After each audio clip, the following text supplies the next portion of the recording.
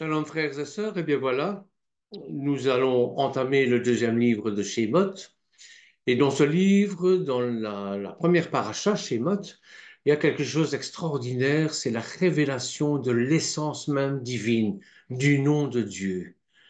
C'est extraordinaire parce que l'Éternel se révélait toujours à Abraham, à Isaac, à Jacob, d'une manière, d'une manifestation de son nom, par exemple.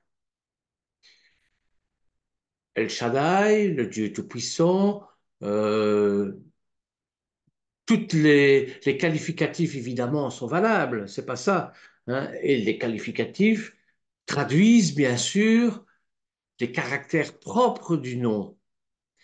Mais ici, ça va plus loin, c'est-à-dire que les qualificatifs du nom de la personne ne vont pas suffire pour le faire sortir d'Égypte. Il faut aller plonger au plus profond de la divinité. Il faut plonger au plus profond, je veux dire, de l'essence divine pour pouvoir les retirer du joug des Égyptiens. C'est exactement la même chose lorsque Dieu a créé le monde. Il a créé le monde par la parole, il a créé le monde. Et comment il nous est dit, Adonai Elohim. Adonai Elohim, c'est-à-dire l'essence divine et sa fonction de créateur. Elohim, c'est la fonction de créateur. Adonai, Yud-Ke Vav-Ke, c'est l'essence même de Dieu.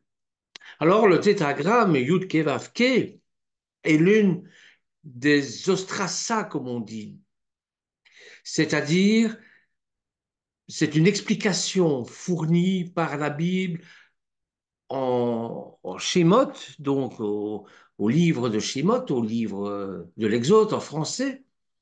Hein, Shemot qui veut dire le nom, parce que les Égyptiens vont essayer de détruire l'essence même divine du peuple de Dieu, du futur peuple de Dieu. Comment? Eh bien, en l'assimilant et en le réduisant au silence, c'est-à-dire en éliminant l'essence, la particule divine qui fait que c'est le peuple qui appartient à Dieu.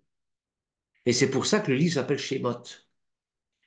En français, on a mis plus les traductions ont mis plus l'accent sur l'exode, c'est-à-dire sur la libération des Hébreux, ce qui est aussi valable, hein, je ne discute pas de ça. Mais pourquoi les Juifs ont voulu l'appeler Shemot, ce livre, c'est-à-dire les noms?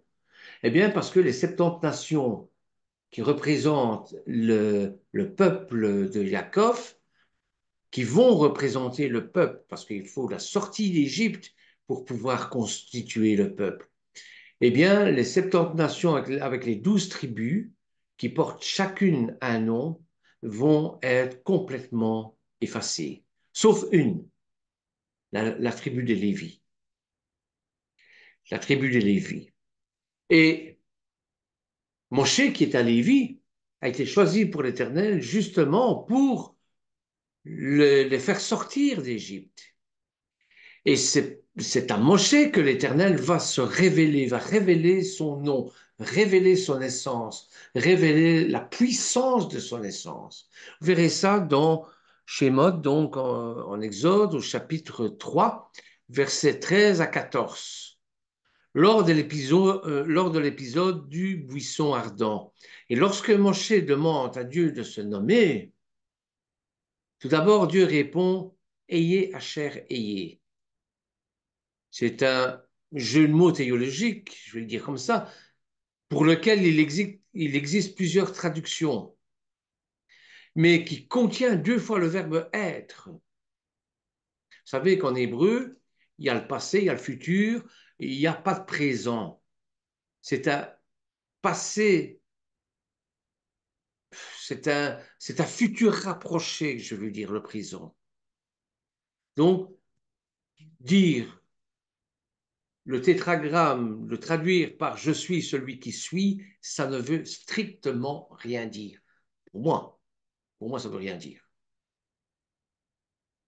Mais vous allez voir que à travers le livre de Shemot, il voudra dire autre chose de beaucoup plus profond que ça, que je suis celui qui suis.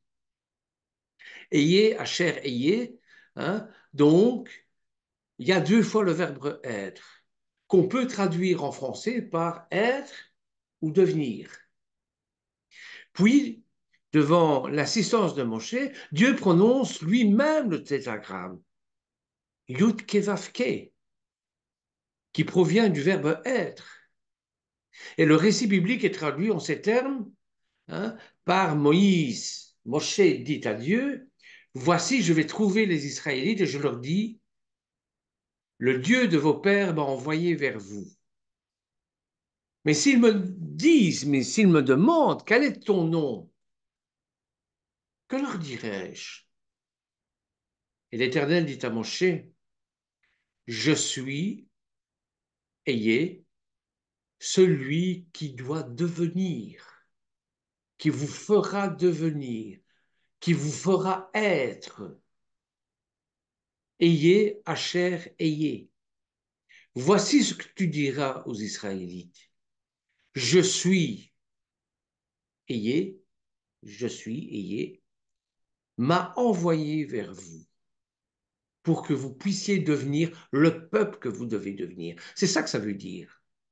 Et c'est au verset suivant, au verset 15, donc Exode chapitre 3, verset 15, que Dieu prononce le tétragramme devant Moshe. L'homme doit devenir son nom. Sa destinée dépend de son nom. Le changement de nom entraîne obligatoirement un changement de destinée. Le nom, c'est la structure de la personne, son travail, sa vie, sa destinée.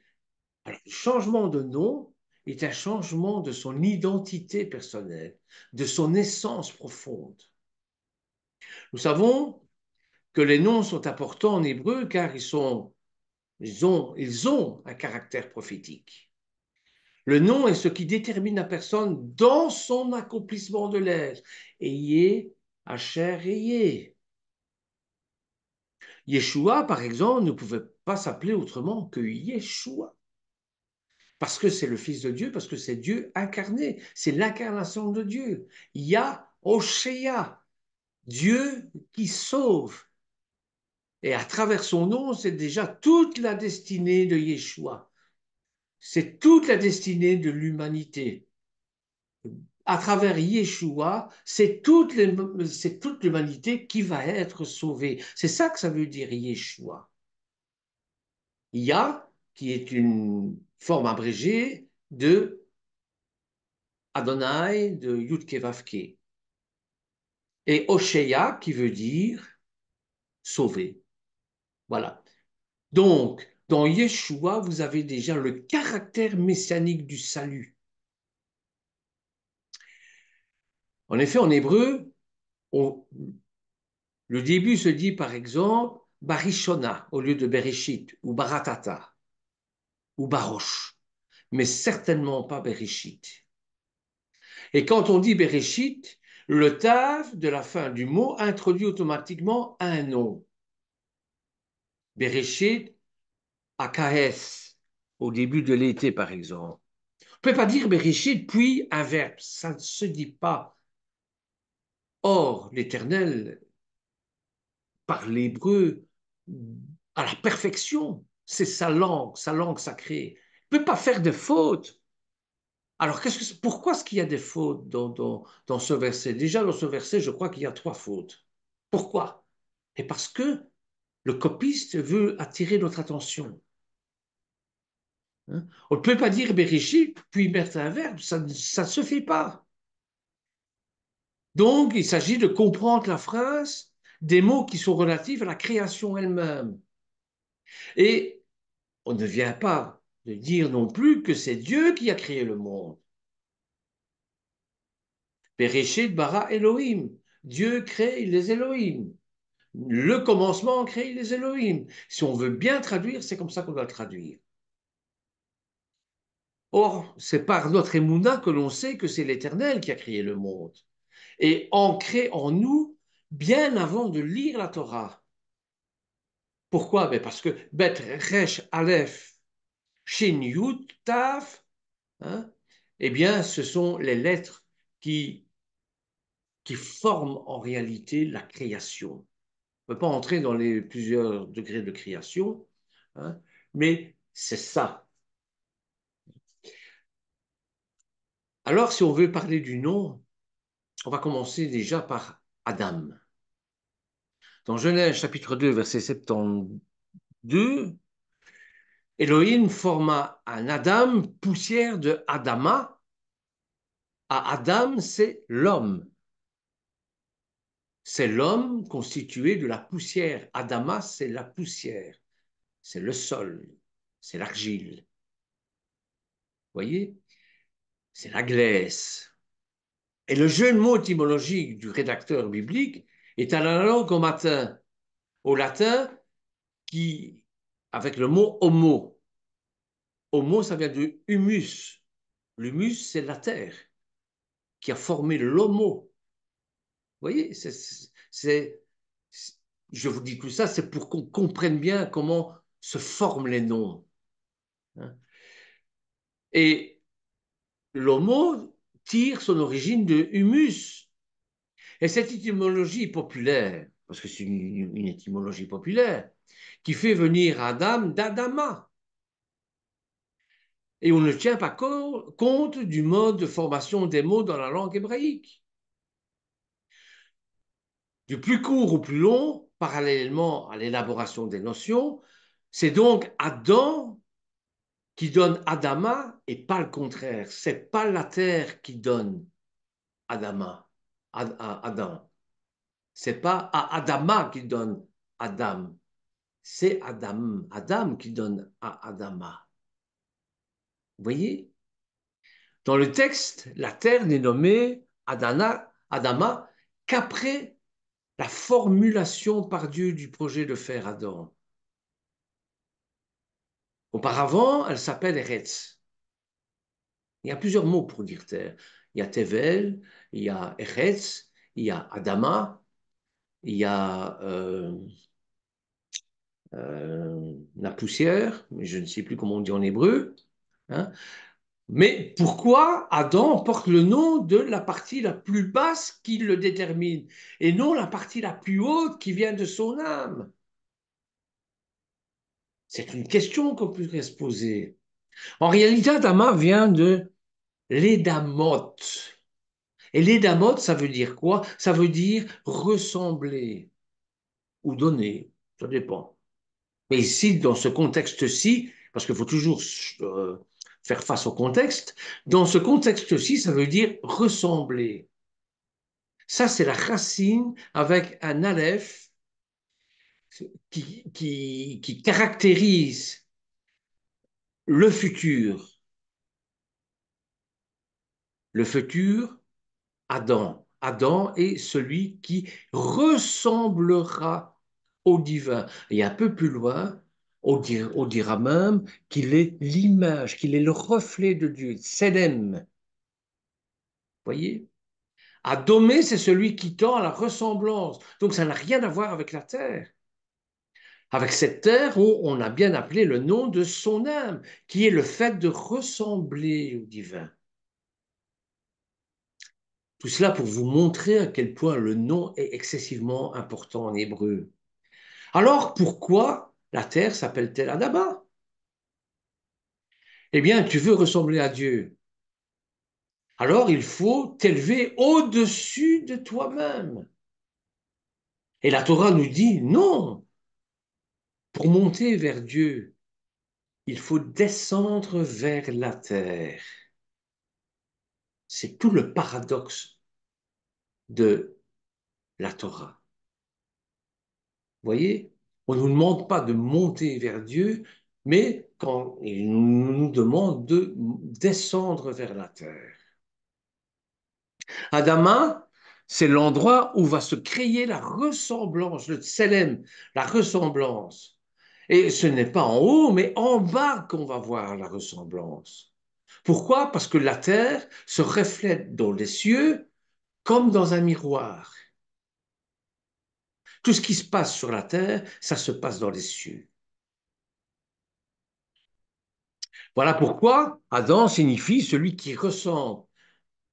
Tu vas ressembler à l'Éternel exactement l'inverse de ce qu'on croit. Dieu a dû descendre pour créer. Dieu a dû s'incarner pour sauver, pour laisser le monde se développer. Il a dû se contracter en un point. Dieu a dû laisser ses attributs divins et se faire homme pour prendre le péché du monde sur lui et pour le ôter du monde, ce qu'on appelle en grec la kénos. Et pour le trouver, tu dois avoir le même type de comportement. Tu dois laisser tous tes attributs de côté. Tu dois faire le vide autour de toi. Et quand le vide est créé, tu peux alors recevoir la Ruach Kodesh. Quand tu as reçu la Ruach Kodesh, à ce moment-là, eh bien, tu as la particule divine qui vient en toi. Et à ce moment-là, tu peux réaliser le plan de Dieu. Donc, tu dois transformer le monde qui va s'appeler Adama. Adama est la transformation du monde selon la vision de Dieu. C'est transformer le monde d'en bas pour qu'il ressemble au monde d'en haut. C'est pourquoi dans le récit de la création, on parle de Eretz et non d'Adama. Est-ce que vous comprenez ce que je veux dire? Eretz, c'est Aleph Ratson, celui qui veut accomplir la volonté de Dieu. Qu'est-ce que ça a à voir avec Yud Kevavke, avec le tétragramme? Eh bien, ça a à voir que le tétragramme, on va reprendre un passage de Shemot au chapitre 6, verset 2, hein, qui nous dit, Dieu parlant encore à Moshe, lui dit, je suis l'Éternel. Je suis apparu à Abraham, à Isaac et à Jacob comme le Dieu Tout-Puissant, El Shaddai, le Dieu qui vous met des limites aussi. Le Dieu qui ne laisse pas proliférer n'importe comment, n'importe quoi. Non, non, il met des limites pour que nous puissions être bien encadrés. Mais je n'ai pas été comme connu d'eux sous mon nom. Le nom qui est Yud Kevavke. L'Éternel, que moi je traduis par l'Éternel, mais qui est ineffable, qu'on ne peut pas prononcer parce qu'il est tellement puissant dans la création, il est tellement au-delà de tout ce qu'on peut s'imaginer être. Il est ce qu'on croit par la foi, il est plus encore. Et c'est pour ça que les Juifs mettent un point entre le D et le I. Dieu. Ils ne devraient même pas utiliser Dieu parce que Dieu, ça vient de Zeus et Adonai n'a rien à voir avec le Zeus, bien sûr. Bon. Mais pour qu'on se comprenne tous convenablement, parce que ça ne sert à rien de parler une langue qu'on ne comprend pas, eh bien, ils ont admis de faire comme les peuples pour être plus proche des peuples et pour faire connaître le nom de Dieu, eh bien, il faut absolument parler le même langage. Et à ce moment-là, qu'est-ce qu'ils font? Eh bien, ils mettent un point entre le D et le I. Pourquoi? Parce qu'ils ne veulent pas enfermer le concept divin dans leur pensée. Dieu, c'est tout ce que je sais, c'est tout ce que je vis, c'est tout ce que je vois. Mais il est au-delà, il est autre chose. C'est ça le Yud Kevavke. Donc, je suis apparu à Abraham, à Isaac et à Jacob comme le Dieu Tout-Puissant, mais je n'ai pas été connu d'eux sous mon nom, l'Éternel, Yud Kevavke.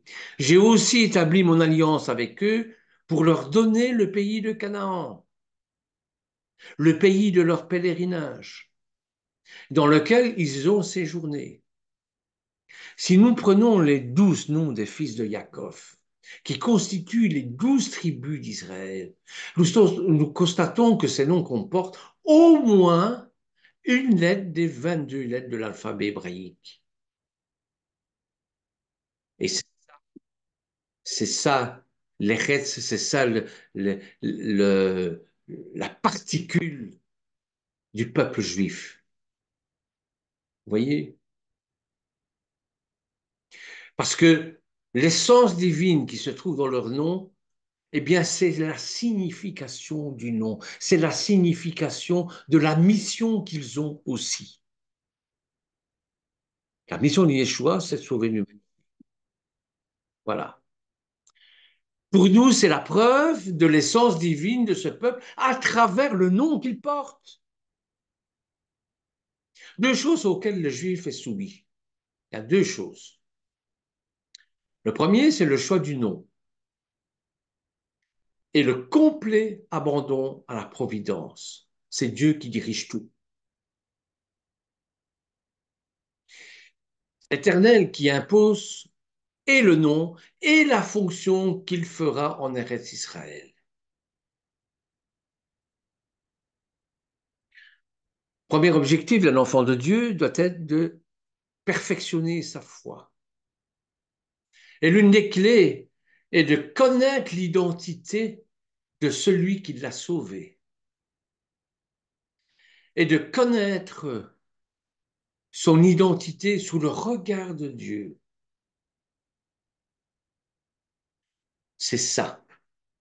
On va prendre un autre exemple. Je vais prendre le nom de Noach. Eh bien, Noach, d'abord, c'est les mêmes termes employés dans Bereshit qui vont être utilisés pour Noach en vue d'un recommencement.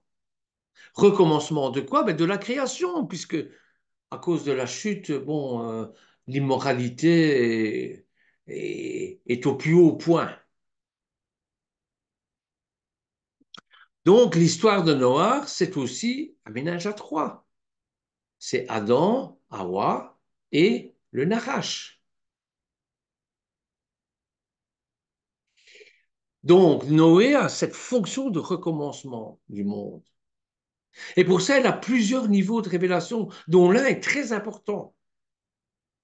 Celui qui porte son nom et qui, comme je le répète, pour tous les noms hébraïques et même les autres, est totalement prophétique. Noir veut dire le repos. Pourquoi? Pourquoi Dieu a décidé que Noé devait s'appeler Noir, le repos? Eh bien, Dieu crée Adam pour que se produise la faute qui bouleverse le monde.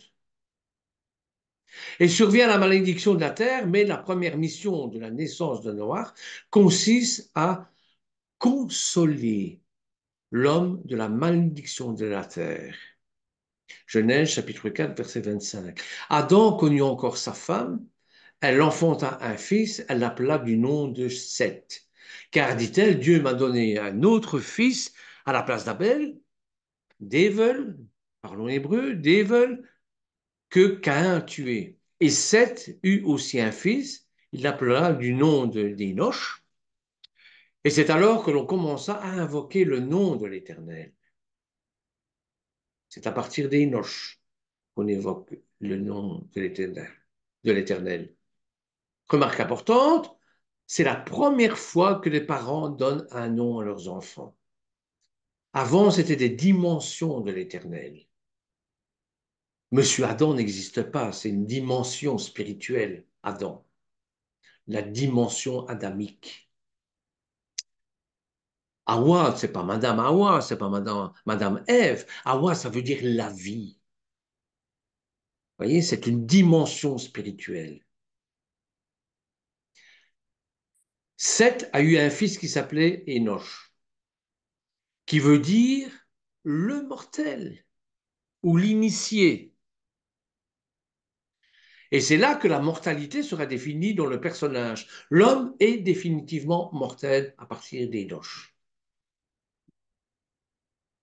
Donc, on voit que le verset Genèse chapitre 4, verset 26, que le monde bascule totalement. Le terme liro en hébreu veut dire invoquer, mais aussi profaner. Parce que quand on invoque le nom de Dieu, on risque de le profaner. Et c'est pour ça qu'en Exode 20, il va y avoir une loi disant tu ne profaneras pas, tu ne diras pas en vain mon nom. Mais ça vient d'Exode, chapitre 4, verset 26. C'est important de comprendre pour la suite. Donc, Noir a cette fonction dans son nom de consoler l'homme parce que la terre a été maudite. Voilà pourquoi il a été créé. Et c'est déjà la miséricorde de Dieu. D'ailleurs, Noir, sur terre, c'est le repos. Et dans les cieux, comme la terre se reflète, comme je vous l'ai dit tout à l'heure, dans les cieux, mais à la manière d'un miroir, c'est-à-dire à l'envers. On retourne le nom et qu'est-ce que vous avez? Eh bien, vous avez reine. Et reine en hébreu, ça veut dire quoi? Eh bien, ça veut dire la reine, c'est le, ah, je le dirais 100 fois, la grâce. Donc, le repos sur terre, c'est une grâce dans les cieux. C'est déjà l'avant-goût du Shabbat. Voyez? Donc, tout ça pour vous dire que le nom est excessivement important. Donc, qui est ce personnage de Noach? Hein, nous l'avons étudié bien des fois, hein, Noach. Eh bien, nous avons appris par l'étude Bereshit que l'Éternel met en place un projet. Pour la réalisation de ce projet, on a besoin de trois éléments, trois forces, trois dimensions, trois caractéristiques, trois aspects. Appelez-les comme vous voulez. Un, il faut définir un projet, lui donner un nom, d'où l'importance du nom. Le projet, qu'est-ce que ça veut dire? La première chose, quand vous avez un projet, il faut lui donner un nom. Mishpara, la famille, par exemple. Un exemple. C'est-à-dire, on a un projet de créer une famille. Donc, il faut lui donner un nom à cette famille. Ben, Mishpara, c'est la famille. C'est son nom. Deux, il faut obligatoirement une belle apparence. Une apparence acceptable, agréable. Il faut que quelque chose puisse, puisse être attirant, séduisant. Parce que ce projet, on doit le vendre. On doit le vendre à l'humanité, ce projet. Mishpara, il faut le vendre à nos frères et sœurs. Il faut leur dire, il faut leur montrer à quel point Mishpara, c'est quelque chose de bien. Et Mishpara il n'est pas créé uniquement pour faire Mishpara. Mishpara, c'est tout un ensemble, c'est toute une Keïla qui vont développer des caractéristiques de filles et de fils, de, des caractéristiques familiales, pardon. Donc, il faut lui donner une apparence de séduction, il faut le séduire, il faut que le nom puisse être accrocheur. Dans le monde, on dirait il faut que ce soit vendable. Parce que le projet s'adresse à d'autres qu'à moi-même, bien sûr. Donc, le projet doit plaire. Il faut lui créer un pouvoir de séduction en ce nom. Troisièmement, il faut un investissement. Ce que je suis prêt à faire pour la réalisation de ce projet. Qu'est-ce que je suis prêt à faire pour la réalisation de Mishpara, la réalisation de la famille. Et enfin, il faut la concrétisation du projet. Je n'interprète pas ici, hein, je ne fais que la traduction, et il est bien évidemment que je parle des trois fils de Noach, parce que leurs noms ont bien sûr un sens réel, prophétique, mais les trois ou les quatre premières lettres, hein, si vous les mettez ensemble, eh bien, ça nous fait Mashiach. Shem, qui est le nom, Yafet, qui est la beauté du nom, Ram, et Ram, ça veut dire la chaleur, c'est-à-dire l'énergie qu'il faut pour développer le nom. Shem, c'est donc l'identité. On nomme le projet, Mishpara. Noah attendait de lui qu'il soit porteur du nom, de l'identité du projet. C'est pour ça que le projet divin a été confié aux Sémites. Abraham est un Sémite. Voir Shem, c'est comprendre quel est le projet. Et quand je vois une blouse blanche, ça correspond au personnel soignant. Par exemple, c'est pour vous donner un exemple, une idée. Un uniforme, c'est l'armée. Et en fonction des couleurs, je sais dire si c'est l'armée de terre, l'armée, la- allez, l'armée de terre, l'armée de l'air, ou bien la navigation, la marine. Donc, on ne peut se contenter de ça. Il faut aussi lui donner une séduction. Il faut que les uniformes soient beaux. Et pour mes sœurs, vous savez à quel point l'uniforme peut aussi être séducteur. Que c'est beau un soldat en uniforme. Voyez? La beauté doit jouer un rôle de séduction pour accepter le projet par les autres. Et Ram, bon, comme je vous l'ai dit, c'est la chaleur, c'est-à-dire l'énergie nécessaire pour accomplir le projet. Et dans ces trois fils, qui sont les trois dimensions spirituelles aussi, il manque une quatrième force, pour la réalisation de ce projet. Et cette quatrième force, c'est-à-dire la réalisation même de son projet. Il faut quitter le monde théorique pour faire entrer dans le monde pratique. Regardez une chose fort étrange. Si l'on prend chaque première lettre, on a quoi? Shin, Yud et un Chet. Il manque quelque chose pour faire Mashiach. Il manque le même. Or, le même, c'est quoi? C'est la matrice. La matrice. Et une matrice, c'est quoi? Ben, une matrice, d'abord, elle est remplie d'eau, même, c'est Maïm, l'eau. Hein. Toutes les matrices ont des matrices d'eau, il y a aussi des matrices de feu. Hein. Mais bon, je parle de la conception d'un enfant, par exemple. Il faut une matrice d'eau, le liquide amniotique. Mais ça, c'est le même, la matrice. La matrice, parce que c'est la lettre aussi. Le même, c'est la lettre hébraïque hein, du monde de l'action. Maasé. Faisons, construisons, réalisons. Donc, Noah a engendré trois lettres fondatrices, trois dimensions spirituelles fondatrices sur quatre. Et la lettre de la dimension et de la dénomination du projet, de l'énergie du projet et de l'envie du projet. Mais là où le bas va blesser, c'est dans le domaine de la réalisation. Or, c'est à ce niveau que ça va capoter. Pourquoi? Eh bien, parce que Ram et Yafet, la beauté de la chaleur, sont les ennemis du non.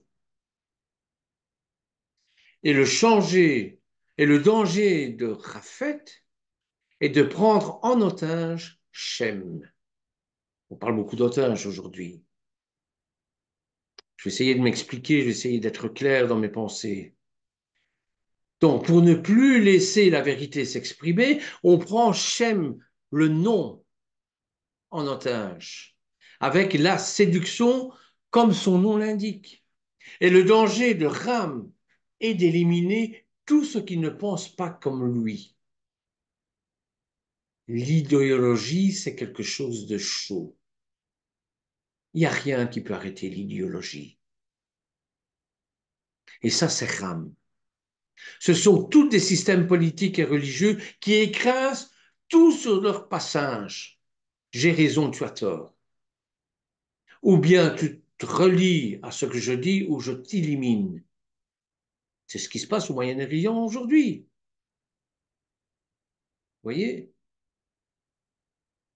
Donc, la chaleur idéologique du pouvoir écrase tout sur son passage. Et c'est la loi des dictatures. Au départ, ces enfants n'ont pas été créés pour s'entretuer. Ces lettres n'ont pas été là pour être les unes contre les autres.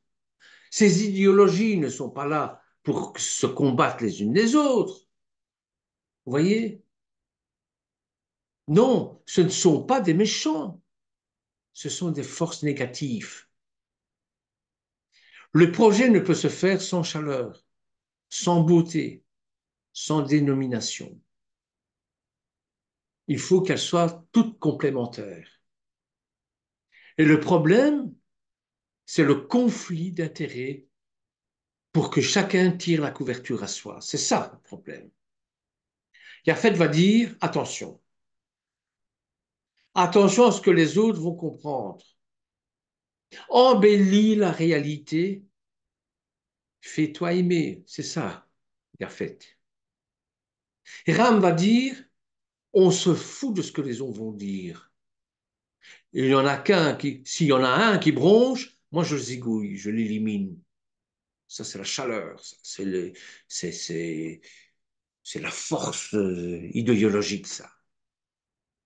Donc, ces deux tendances ruinent la vérité. La vérité qui est Shem, Shem qui est la dénomination, Shem qui est la dénomination, Shem qui est le nom. Pourtant, on voit que la Torah ménage Japhet et cherche plus Ram, car c'est lui qui empêche le quatrième enfant, le même, si je peux parler d'enfant, bien sûr, hein, vous comprenez, hein, le même, la matrice du Mashiach. Empêcher le quatrième enfant dans le réceptacle. C'est l'avorter, quoi. On a toutes les composantes sauf une. Ça ne marche pas. L'obstacle créé par Ram est le même obstacle créé par le Nachash dans le Gan Eden. Vous voyez? Donc voilà de la manière dont je conçois les choses au niveau des noms. Et c'est pareil pour tous les noms. C'est absolument pareil pour tous les noms. Et bien sûr, ce nom, c'est pour ça que je vous ai dit dès le départ que ce nom constituait en soi quelque chose d'extraordinaire, hein. Et il est bien sûr ce quelque chose d'extraordinaire, c'est parce que c'est toute une destinée, c'est tout un projet divin qui va être en place. Yeshua n'aurait pas pu s'appeler Anatole France, jamais de la vie. Pourquoi? Ben pour la bonne et simple raison que son nom caractérise sa mission sur terre et dans les cieux. C'est évident. Donc, si on reprend l'exemple de Shem, Ram et Raphet, Shem et Yaphet honorent Dieu. Quand ils agissent ensemble pour préserver l'honneur de leur père. Mais Ram, ici je pense bien sûr au fait qu'ils ont vu la nudité de leur père, avec comme conséquence eh bien, la malédiction, hein. La malédiction qui va perdurer jusqu'à l'Exode aussi. Pensez bien que une bande de maudits qui entourent l'Égypte, Mishraïm par exemple, hein, et que ce sont des Sémites, les Hébreux, les Ivrites, qui vont avoir raison d'eux, eh bien, ça va ne faire que renforcer leur haine envers les Sémites. Et ça va tellement bien renforcer leur haine qu'aujourd'hui encore, eh bien, il y a toujours ce conflit, hein, traduit par le conflit israélo-palestinien, israélo-arabe, ben, c'est le même conflit.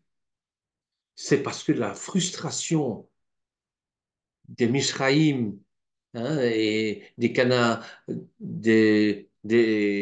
habitants de Canaan, des Moabites, etc., est tellement profonde que ça a des répercussions encore jusqu'à maintenant. Dont Ram déshonore à la fois son père et son Dieu, en trouvant plaisir à l'humiliation de Noé quand ils l'ont vu nu. C'est pas parce qu'ils ont vu une paire de fesses, hein. Ça va bien beaucoup plus profond que ça, bien sûr, hein. Alors Ram est maudit et Sem et Japheth sont bénis en union comparative. Le problème devant surgir de la bénédiction de Canaan, c'est que pourquoi Dieu a-t-il maudit Canaan pour le péché de Ram, hein? Et en plus de ça, pourquoi Dieu a-t-il maudit les Cananéens, une nation pour le péché d'un homme? Eh bien parce que les Cananéens, ils ont perdu Canaan à cause de ça. C'est le stéréotype même de l'immoralité. Comme Mishraïm, c'est le stéréotype même de l'idolâtrie. Or, ce sont les deux forces, les deux péchés qui vont essayer de faire chuter Israël. Vous voyez? Donc, l'explication la plus plausible est que les mots Noé transmettent non seulement une bénédiction, mais aussi une prophétie.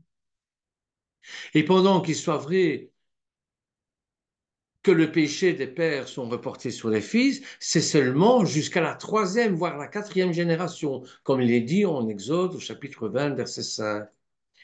Et si ce principe avait été applicable, tous les fils de Ram auraient dû être maudits. Par une révélation prophétique, Noé a vu d'avance la faiblesse morale démontrée par Ram, serait démontrée bien plus fortement en Canaan et en ses enfants, l'immoralité. Et sachant ça, ben, la malédiction de Dieu est tombée sur les Cananéens à cause de la culpabilité que Noé a vue d'avance.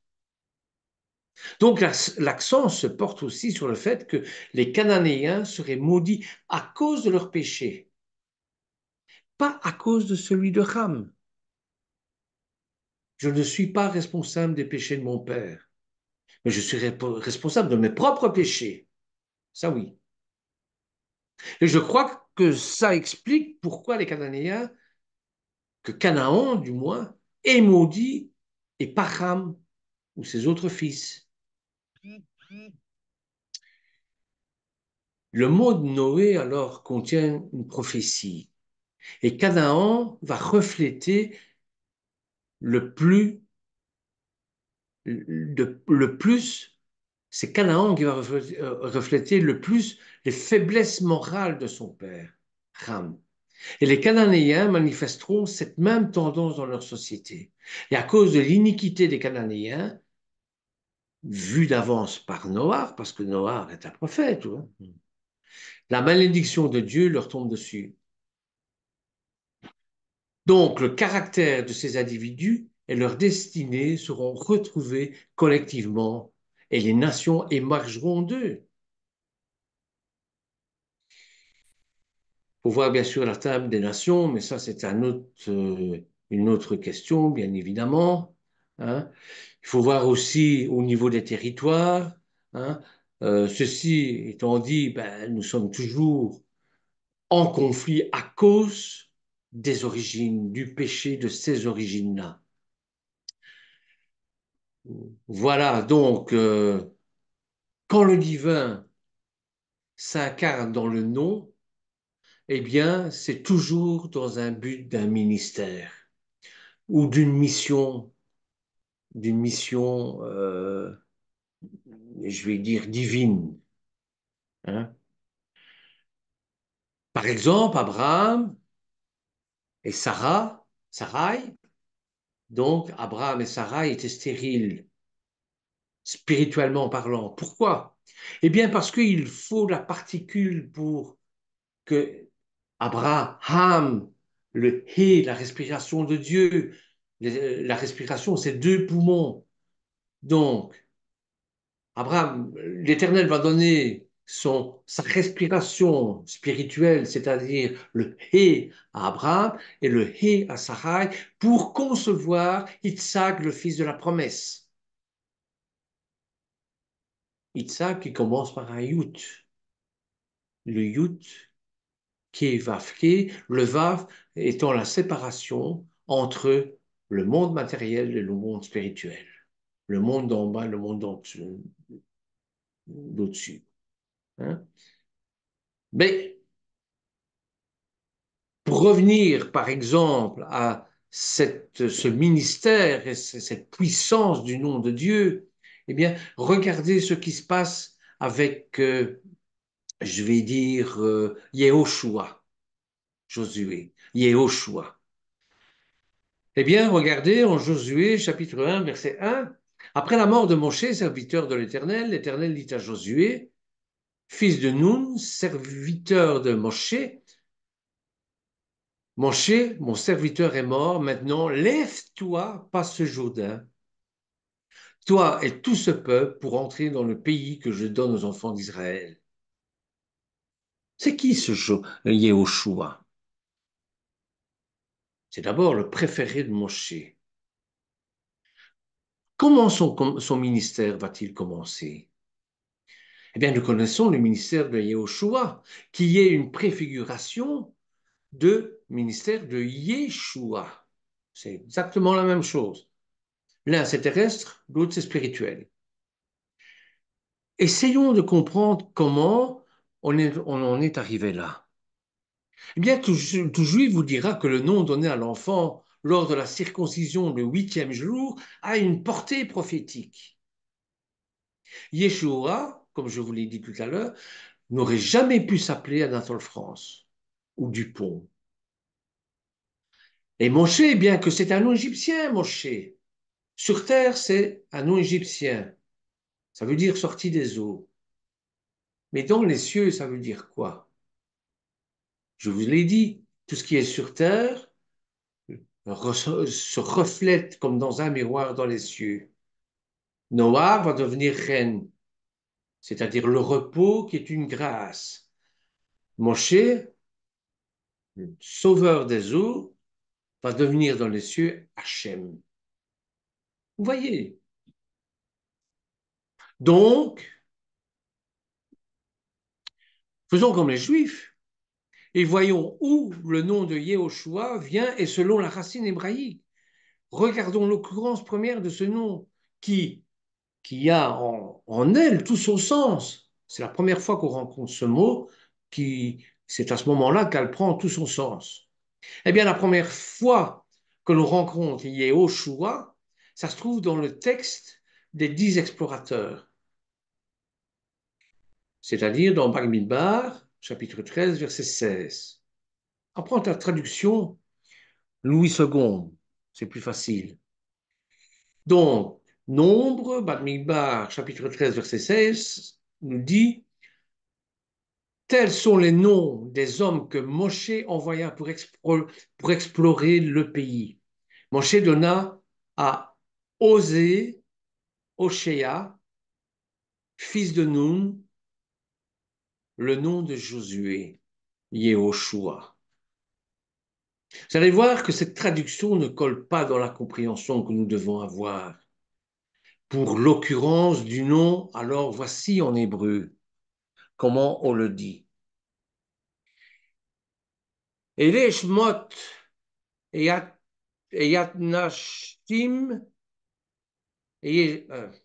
je répète, pardon, excusez-moi. « Ele shmot anashim asher Salar, Moshe, Letor, et Haaretz, Vekara, Moshe, les Mosha, les Oshua, Ben Nun, Ve, Veusha, Veoshua. Ma traduction à moi, c'est la suivante. Voici les noms des hommes, Anachim, que Moshe envoie espionner le pays de Moshe, et Moshe renomma Oshéa, fils de Nun, en Yehoshua. Voilà. Et les Moshe Anachim, Asher, Shalach, Moshe, les tours, et Haaretz, Ve'ekra, Moshe, les Oshua, Ben Nun, Yehoshua.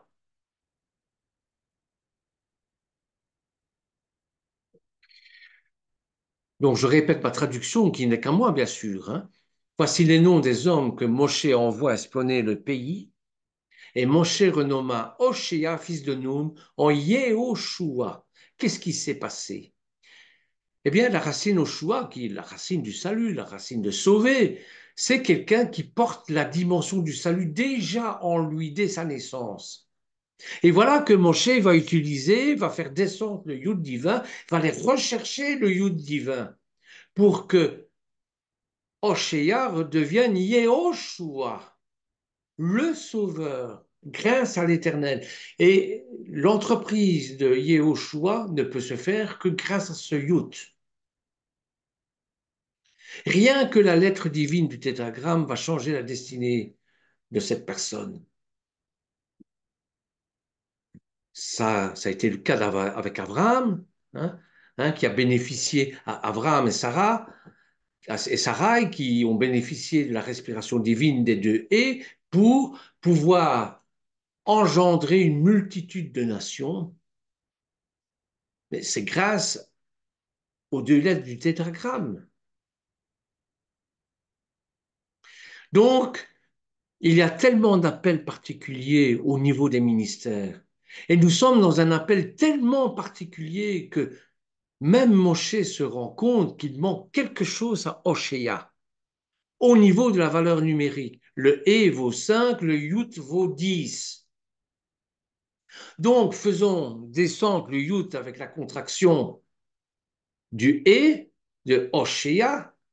On a Yaoshéa qui deviendra Yehoshua et plus tard Yeshua. On peut lire aussi le Yud, soit la main de Dieu dans Oshéa, et le salut se fait par la main de Dieu. Et par là, il dira des choses fantastiques.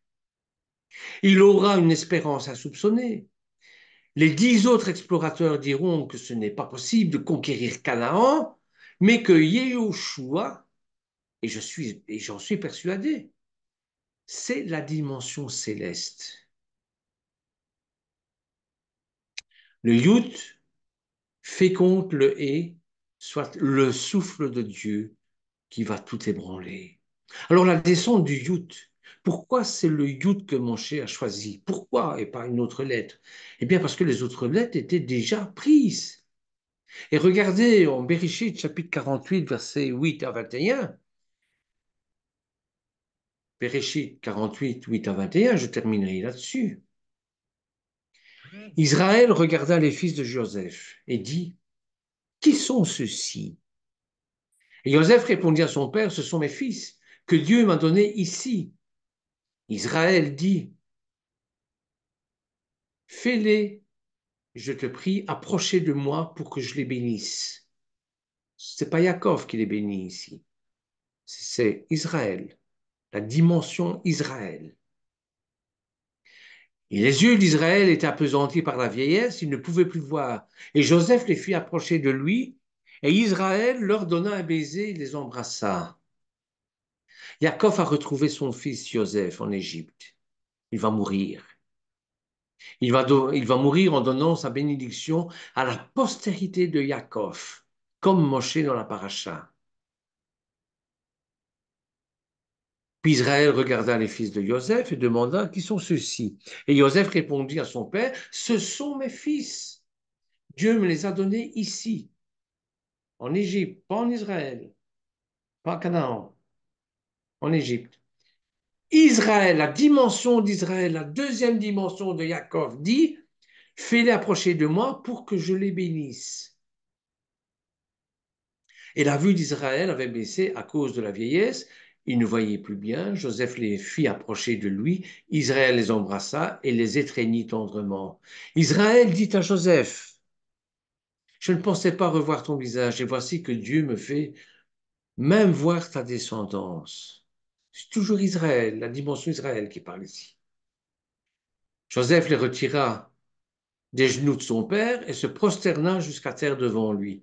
Puis il les prit tous les deux par la main, il tint Éphraïm de la main droite, de telle sorte qu'il était à gauche d'Israël, et Manassé de la main gauche, de telle sorte qu'il était à droite d'Israël. Il les fit approcher. C'est très important, la position, le droit d'aînesse. Israël tendit sa main droite et la posa sur la tête d'Éphraïm, qui était le plus jeune, le cadet. Et il posa sa main gauche sur la tête de Manassé. Ce fut intentionnellement qu'il posa ses mains ainsi, car Manassé était l'aîné. Il bénit Joseph et dit que le Dieu devant lequel ont marché mes pères, Abraham et Isaac, le Dieu qui a pris soin de moi depuis que j'existe jusqu'à aujourd'hui, l'ange qui m'a délivré de tout mal, bénit ces garçons. Que mon nom et celui de mes pères Abraham et Isaac subissent à travers eux et qu'ils se multiplient. En hébreu, se multiplier, c'est euh, vei, veigolou.